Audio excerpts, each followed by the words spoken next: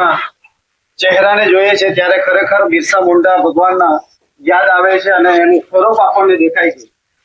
આપણી સાથે અહીંયા ફંગો આવે ત્યાં સુધી આપણી સાથે અહીંયા કવાંટમાંથી આપણે એક યુવા કાર્યકર્તા છે.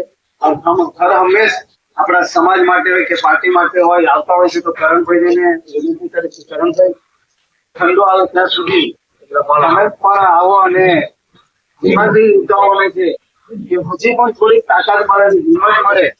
રસિકભાઈએ કીધું કે ભલે જેલ વેઠવી પડે જેલ, પણ લડશું ખરા તો આવી બધી હિંમત આપણા યુવાનો માંથી આવશે. એટલે તમે પણ બે શબ્દ કહેશો એવી વિનંતી.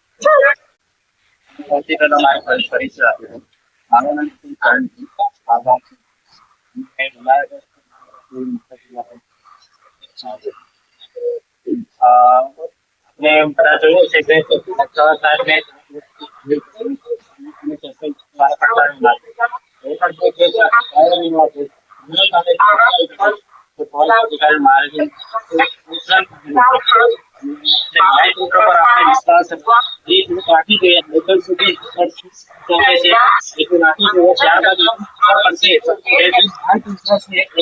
સરકારની ખબર મારી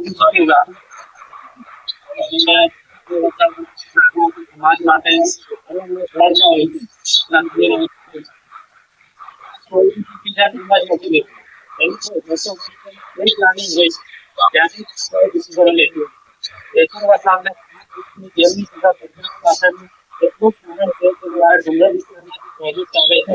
એમાં એ છેતર વસાવા એમાં સહભાગી ના થાય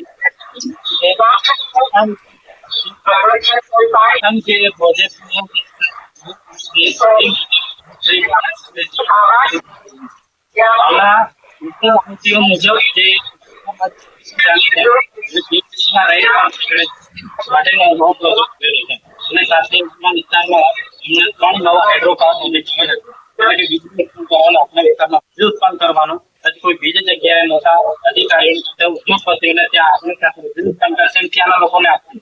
એટલે આ બધું પ્રી પ્લાનિંગ સાથે છેતરભાઈ વસાવાની નાખવામાં આવેલા હતી. એટલે છેતરભાઈ વસાવા એવું કહે છે છેતરભાઈ વસાવા બજેટમાંથી નથી મળવાનું, દરેકે છેતર વસાવા બનવું પડશે. છેતર વસાવા આપણે જાગૃત કર્યા છે. આપણે બંધારણના જે જોગવાઈ આપેલી છે અનુચ્છેદ 244 હોય, 5મી અનુસૂચિ હોય, પૈસા એક્ટ હોય કાં તો FRA હોય, એના વિશે આપણને બધાને જાગૃત કરેલા છે. આપણે બધા છેતર વસાવા બનવું પડશે. બાકી છેતર વસાવા બધી જગ્યાએ પહોંચી નથી વળવાનું. એટલે દરેકે છેતર વસાવા બનવું પડશે. જો આપણી જમીન અને જંગલ બચાવવું હોય તો છેતર વસાવા જે કહે છે આપણે માનવું પડશે અને આપણે પોતે પણ છેતર વસાવા બનવું પડશે. બાકી આ જે સરકાર છે એ મૂડીમાંથી ઉદ્યોગપતિઓ માટે કામ કરે છે. આપણા જેવા સામાન્ય માણસ માટે સરકાર કામ નથી કરતી. આપણા વિસ્તારમાં પાયાની વ્યવસ્થા નથી, પણ ત્યાંનું ઉદ્યોગપતિ શું છે, ઉદ્યોગપતિ પૈસાદારી કરવા માંગે છે આ સરકાર. તમે જે અદાણી જોવો, અંબાણી જોવો, એમને બધા પ્રોજેક્ટ આપે છે. એમને મોટો કરવાનો, આદિવાસીનો વિનાશ કરવાનો અને એક ઉદ્યોગપતિ મોટું કરવાનું. આ ન્યાય ક્યાંનો છે? આ દેશ બંધારણથી ચાલે છે. મોદીના હિસાબે નથી ચાલતો, રાષ્ટ્રપતિના હિસાબે નથી ચાલતો.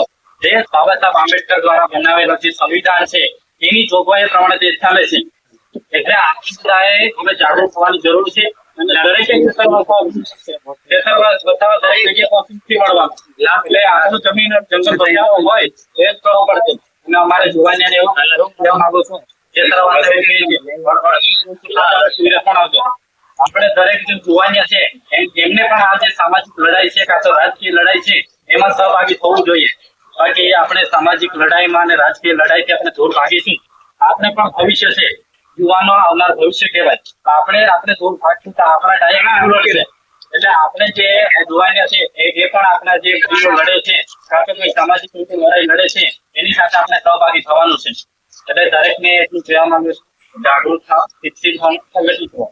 જોહાર, જય હિન્દ, જય આદિ.